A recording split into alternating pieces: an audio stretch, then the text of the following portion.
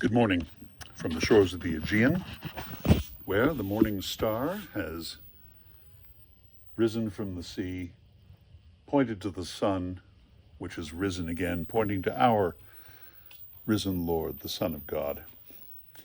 And so we gather this day, wherever you may be.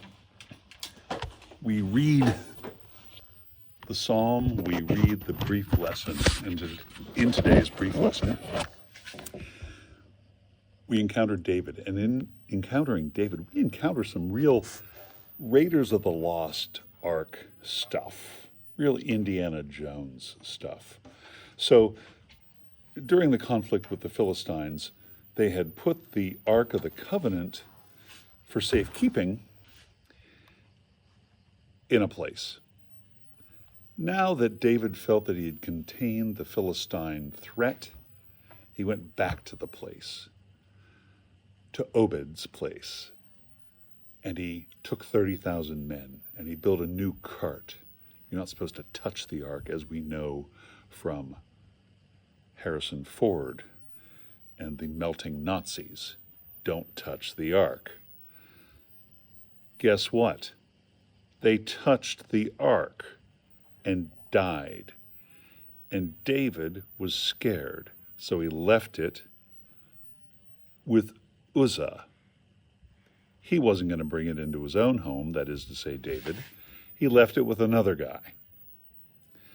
And he waited to see what would happen. Great fortune, blessings, and wonderful stuff happened to Uzzah with the ark in his presence.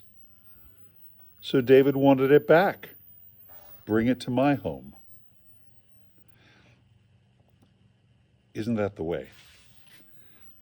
We don't want something that may harm us. But once we realize that it's to our benefit, we want it. If somebody else has something that seems to be working, even though we didn't want it in the first place, if somebody else is getting something good out of it, we want it. We want it back. We want it from him. We want him not to have it. We want to have it. We didn't learn it from David, but David certainly was human, and so are we. Today we also observe the feast of Saint Alexius, who died in Edessa in Syria in 475. He didn't start there. His story was this. On his deathbed, he confided to the man nursing him. You see, Alexius had been a beggar, and a beggar's beggar. He took from what he had received from begging and gave it to other, less fortunate beggars who were in worse shape than he was. He died and was buried in a potter's field in Edessa. But before he died, he confided to the man who was nursing him, I just need to tell someone before I die, I'm a nobleman from Rome. I'm from one of Rome's noblest families. And a Christian. And he died. He hadn't started off as a beggar in Syria. He started off as any nobleman's son in Rome would, engaged to a wonderful young woman. And God came to him and he discerned God's will. And God said to him, before you enter into marriage, I want you to make a pilgrimage to all the great churches of the world. And so he left his home and his fiancée and went in pilgrimage to visit all the great churches in response to God's call to him as he knew it. And in the course of his pilgrimage, he, like anyone on a long journey, His beard had grown, his face had changed, his appearance had changed. And he came back to his father's house. His father didn't recognize him, presumed him to be a beggar,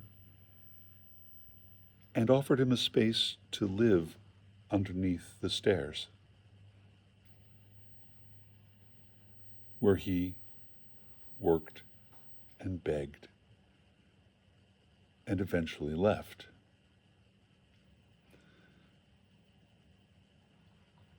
The humility that Alexius showed by not revealing himself to his earthly father is a testament, I think, to the joy that he felt in serving his heavenly Father. He threw off the comforts of this world in the service of, as Christ puts it, the least of these, my brothers. What can we do in our life? What can we do today in some small way to acknowledge what will be helpful to us and share it, not hoard it? To be humble enough to accept what God is calling us to do in our lives, and brave enough to pursue it. To conclude our devotions today, I invite you to click on the link, experience Thomas Aquinas' wonderful hymn, Adoro te devote, the English of which is also included.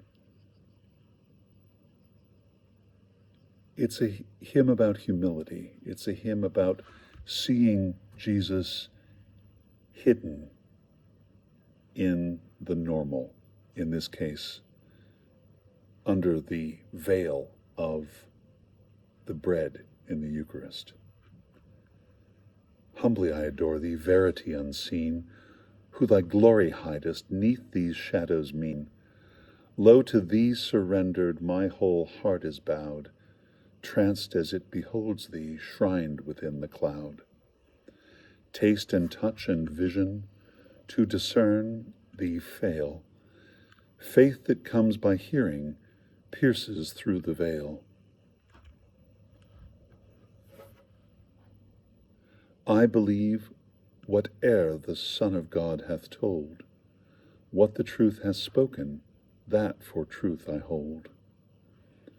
O memorial wondrous of the Lord's own death, living breath which givest all thy creatures breath, grant my spirit ever by thy life may live, to my taste thy sweetness never failing give. Jesus, by heaven veiled, I perceive by faith, what my soul doth thirst for, do not, Lord, forsake, that thy face unveiled I at last may see, with the blissful vision, blessed my God of thee.